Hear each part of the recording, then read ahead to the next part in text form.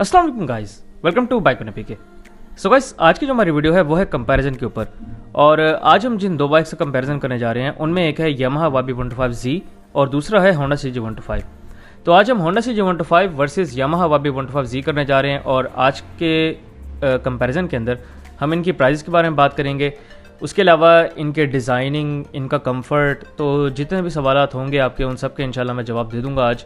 और कंपैरिजन में हम ये भी देखेंगे कि आपको इन दोनों में से कौन सा बाइक परचेज करना चाहिए। तो बिना वेस्ट किए बाइक की वीडियो को स्टार्ट कर लेते हैं।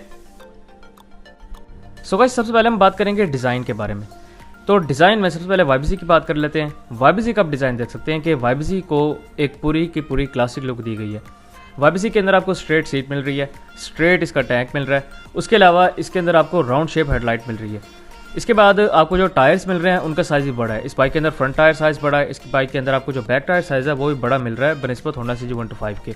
और लुक वाइज मेरे ख्याल में जो YBZ है वो ज़्यादा बेहतर लुक के साथ है। और जो ग्राफिक्स की अगर हम बात कर लें तो ग्राफिक्स का आपके ऊपर डिपेंड करता है आपको किस बाइक के ज़्यादा ग्राफिक्स अच्छे लगते हैं। दूसरी तरफ अगर हम होंडा की बात करें तो होंडा की जो ये लुक है वो काफ़ी टाइम से चल रही है। ऑलमोस्ट 2000 के बाद से इस बाइक की लुक सेम टू सेम ही चल रही है।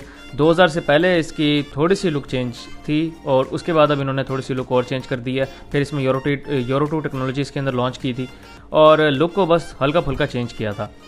और अगर हम लुक की बात करें तो मेरे ख्याल में इस बाइक की लुक अच्छी है, नॉर्मल लुक है और अच्छी लुक है। इसके अलावा फ्रंट हेडलाइट आप देख सकते हैं, इसके अंदर आपको सिंपल फ्रंट हेडलाइट मिलती है, जबकि YBZ के अंदर आपको हैलोजन बल्ब मिलता है और राउंड शेप हेडलाइट है।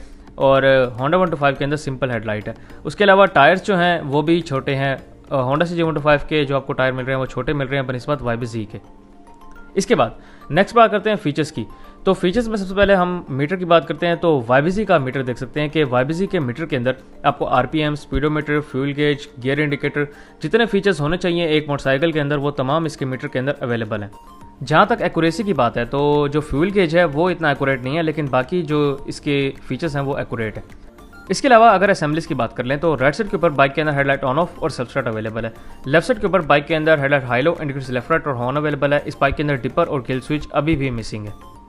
इसके बाद हम होंडा की बात कर लेते हैं। तो होंडा का मीटर आप देख सकते हैं कि होंडा के मीटर के अंदर आपको RPM मिल रहा है और स्पीडोमीटर मिल रहा है, बस इसके अंदर कोई और एक्स्ट्रा फीचर नहीं ऐड है। और इसके अलावा अगर हम इसके बाद इसके असेंबलीज की तरफ आ जाएं तो राइट साइड पे तो आपको कुछ भी नहीं मिलेगा।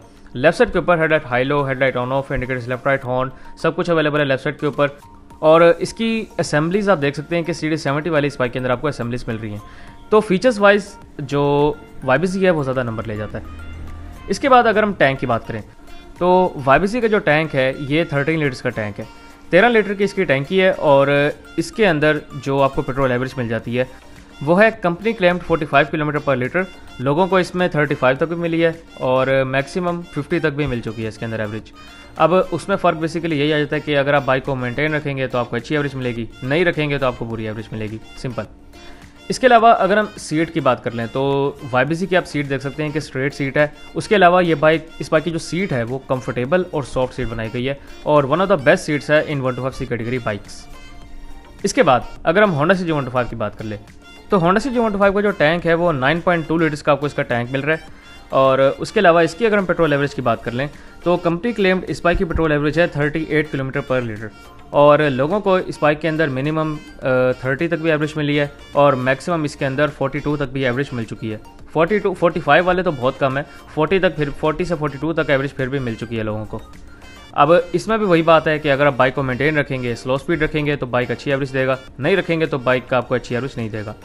दूसरी अगर हम सीट की बात कर लें तो बाइक की जो सीट है वो बिल्कुल भी कंफर्टेबल नहीं है। अगर आप इसकी सीट के मुकाबले में YBZ की सीट को देखेंगे तो YBZ की सीट थोड़ी सी चौड़ी भी है और कंफर्टेबल भी है, जबकि होंडा CG125 की जो सीट है ये बिल्कुल भी कंफर्टेबल नहीं है। लेकिन इस सीटिंग पोजीशन के हिसाब से जो होंडा CG125 की सीट है वो बहुत अच्छी है सीटिंग पोजीशन के हिसाब से, लेकिन कंफर्ट के हिसाब से YBZ की सीट ज़्यादा बेहतर है। इसके अलावा अगर हम इंजन की बात कर लें तो सबसे पहले YBZ के इंजन की बात कर लेते हैं। तो यामाहा YB125Z का जो इंजन है वो 4 stroke single cylinder overhead camshaft engine है। ओवरहेड कैमशाफ्ट होने के साथ साथ इस बाइक के अंदर बैलेंसर भी इंस्टॉल्ड है, तो आपको वाइब्रेशंस ना होने के बराबर इस बाइक के अंदर मिल जाती हैं।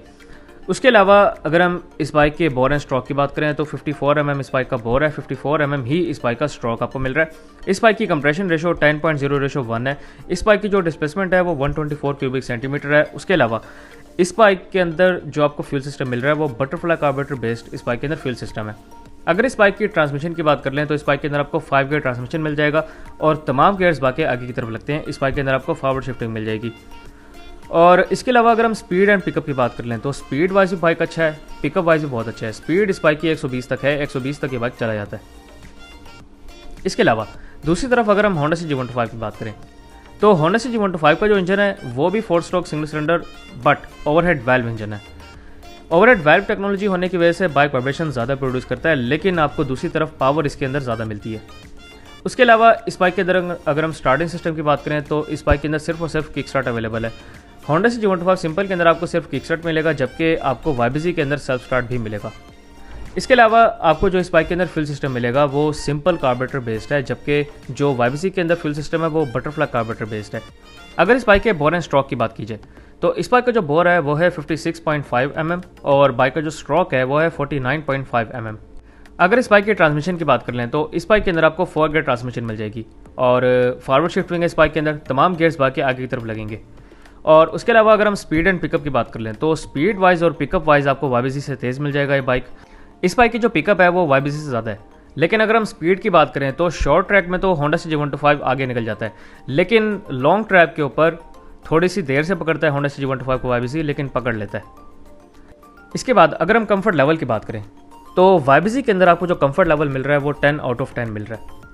उसकी वजह एक तो इसकी सीट है, इसके शॉक्स हैं और उसके अलावा इस बाइक के अंदर जो इंजन है उसकी टेक्नोलॉजी है। इस बाइक के इंजन के अंदर ओरेट कैमशाफ्ट और बैलेंसर इंस्टॉल्ड है। उसके अलावा सीट इस बाइक की बहुत सॉफ्ट है, one of the best seats है इस बाइक की। उसके अलावा इस बाइक के जो शॉक्स हैं वो बहुत अच्छे हैं। तो जब आपको इन सारी चीज़ों का एक अच्छा कॉम्बिनेशन मिल जाता है तो बाइक आपका ऑटोमेटिकली कंफर्टेबल हो जाता है। तो इस बाइक के अंदर जो कंफर्ट लेवल है वो 10 आउट ऑफ 10 है। लेकिन अगर दूसरी जगह हम होंडा CG125 की बात करें तो होंडा CG125 के अंदर आपको जो इंजन मिल रहा है वो ओवरहेड वाल्व टेक्नोलॉजी का है। ओवरहेड वाल्व है और इसी वजह से ओवरहेड वाल्व जो है वो वाइब्रेशन ज़्यादा प्रोड्यूस करता है। उसके अलावा इसकी सीट भी हार्ड है। सीट हार्ड होने की वजह से आपको फिर ज़्यादा मसला होता है। और जहाँ तक शॉक्स की बात है तो इस बाइक के शॉक्स भी इतने अच्छे नहीं हैं। अगर इस बाइक के अंदर YBZ वाले शॉक्स होते तो फिर भी ये बाइक कुछ कंफर्टेबल होता, लेकिन इस बाइक के अंदर आपको बिल्कुल सिंपल शॉक्स मिल रहे हैं और YBZ के मुकाबले में जो इसके शॉक्स हैं वो छोटे हैं। इसी वजह से आपको जब इन सारी चीज़ों का कॉम्बिनेशन मिलता है तो बाइक कंफर्टेबल नहीं होता। अब अगर आप 60 पे YBZ को चलाएंगे और 60 की स्पीड पे ही आप होंडा CG125 को चलाएंगे, आपको फ़र्क पता लग जाएगा। जितने वाइब्रेशंस आपको होंडा CG125 के अंदर मिलेंगी उसका 10% भी आपको YBZ के अंदर नहीं मिलने वाली। तो इतना कंफर्टेबल है ये बाइक। इसके अलावा अगर हम इस बाइक के पेंट एंड बिल्ड क्वालिटी की बात कर लें तो पेंट एंड बिल्ड क्वालिटी की दोनों बाइक्स की अपनी जगह बहुत अच्छी है। एक मसला है कि दोनों बाइक्स अपनी जो पेंट एंड बिल्ड क्वालिटी है वो पिछले मॉडल से फिर गिराते जा रहे हैं। जो आपको न्यू मॉडल मिलता है वो हल्का मिलता है, मतलब उसकी हल्की क्वालिटी होती है। उसके अलावा वेट भी उसका कम होता है और क्वालिटी काफ़ी ज़्यादा डाउन होती है। तो paint and build quality wise मैं ये नहीं कहूँगा कि दोनों बाइक्स में से कोई ये ज़्यादा अच्छा है या ये ज़्यादा अच्छा है। दोनों बाइक्स अपनी अपनी जगह बहुत अच्छी हैं। इसके अलावा अगर हम टायर्स एंड ब्रेक्स की बात करें तो डेफिनेटली YBZ जो आपको मिल रहा है वो टायर्स के मामले में और ब्रेकिंग के मामले में ज़्यादा बेहतर मिल रहा है होंडा CG125 से। इसके अलावा रोड ग्रिप की बात कर लें तो रोड ग्रिप आपको ज़्यादा बेहतर मिल रही है YBZ के अंदर। और इसके अलावा अगर हम गियर बॉक्स की बात करें तो जो YBZ का गियर बॉक्स है वो ज़्यादा स्मूथ है बनिस्बत होंडा CG125 के। इसके बाद अगर हम सीट कंफर्ट और सीटिंग पोस्चर की बात करें तो जैसा कि मैंने आपको बताया सीट कंफर्ट ज़्यादा बेहतर है YBZ का, लेकिन जो सीटिंग पोस्चर है वो होंडा CG125 का ज़्यादा बेहतर है। होंडा CG125 के अंदर आप बिल्कुल स्ट्रेट बैठे हुए होते हैं और काफ़ी अच्छी पोजीशन के अंदर बैठे हुए होते हैं। इसके अलावा अगर हम parts availability and parts cost की बात करें तो होंडा CG125 इसके अंदर नंबर ले जाता है, क्योंकि पार्ट्स अवेलेबिलिटी में होंडा CG125 का कोई मुकाबला नहीं है। होंडा CG125 के आपको पार्ट्स ईजिली अवेलेबल मिल जाएंगे। उसके अलावा जो पार्ट्स की कॉस्ट है वो भी कम है। YBZ के जो पार्ट्स हैं वो थोड़े से महंगे हैं, जबकि जो होंडा CG125 के आपको पार्ट्स मिल रहे हैं वो सस्ते होंगे और पार्ट्स आपको अवेलेबल भी मिलेंगे। दूसरी तरफ अगर हम मैकेनिक्स की बात करें तो मैकेनिक्स वाइज भी होंडा CG125 ज़्यादा नंबर ले जाता है, क्योंकि होंडा CG125 को ज़्यादा टाइम हो गया पाकिस्तान में बनिस्बत YBZ के। इसी वजह से जो मैकेनिक्स हैं वो आदी हो गए हैं होंडा CG125 की ट्यूनिंग करने में। और होंडा CG125 की ट्यूनिंग में इतना कोई रॉकेट साइंस नहीं होती। वैसे तो YBZ के अंदर भी नहीं होती, लेकिन क्योंकि YBZ नया नया आया है तो उसको अभी समझने की ज़रूरत होती है। लेकिन होंडा CG125 का पता होता है कि हमने इसका काम कैसे करना है। तो एक्सपीरियंस मैकेनिक्स आपको होंडा सिटी 125 के अंदर मिल जाएंगे और उसके अलावा मैकेनिक्स जो पैसे लेंगे आपसे वो भी कम होंगे YBC की निस्बत। इसके अलावा अगर हम रोड अट्रैक्शन की बात करें तो दोनों बाइक्स की अपनी अपनी जगह रोड अट्रैक्शन बहुत अच्छी है। मैं ये नहीं कह सकता कि YBC की ज़्यादा अच्छी है या फिर होंडा सिटी 125 की ज़्यादा अच्छी है, तो दोनों बाइक्स की आप कह सकते हैं कि अपनी अपनी जगह रोड अट्रैक्शन बहुत अच्छी है। इसके बाद लास्ट में बात करते हैं प्राइस की। तो सबसे पहले बात करते हैं होंडा सिटी 125 की प्राइस के बारे में। तो होंडा सिटी 125 की जो आपको प्राइस मिल रही है वो है 1,59,500 रुपीज़, और जो YBZ की प्राइस है, यामाहा YB125Z की प्राइस है 2,10,500 रुपये। अब प्राइस डिफरेंस आपने देख लिया है, 1,60,000 रुपये आप भर रहे हैं होंडा सिटी 125 के लिए, जबकि आप YBZ के लिए भर रहे हैं 2,10,500 रुपये। सो गाइस, अब हम बात करते हैं कि आपको इन दोनों में से कौन सा बाइक परचेज़ करना चाहिए। तो 2,10,000 रुपये जब आप भरेंगे तो आपको उसमें क्या क्या मिलेगा। 2,10,000 रुपये भरने से आपको ज़्यादा बेहतर पेट्रोल एवरेज मिल जाएगी, ज़्यादा बेहतर कंफर्ट मिल जाएगी, और आपको जो फीचर्स हैं वो ज़्यादा बेहतर मिल जाएंगे इसके अंदर। इसके अलावा अगर हम होंडा सिटी 125 की बात कर लें तो होंडा सिटी 125 के अंदर जब आप 1,60,000 भरेंगे तो 1,60,000 रुपये के अंदर आपको बेहतर साउंड मिलेगा, बेहतर स्पीड मिलेगी, बस ये फ़र्क है। अब अगर आप मेरी रिकमेंडेशन की बात करें तो मेरे ख्याल में मैं तो कंफर्ट का आदी हूँ, मुझे स्पीड बहुत ज़्यादा पसंद नहीं है, मैं ज़्यादा कंफर्ट का आदी हूँ। तो मेरे ख्याल में YBZ लेना ज़्यादा बेहतर होगा बनिस्बत होंडा सिटी 125 के।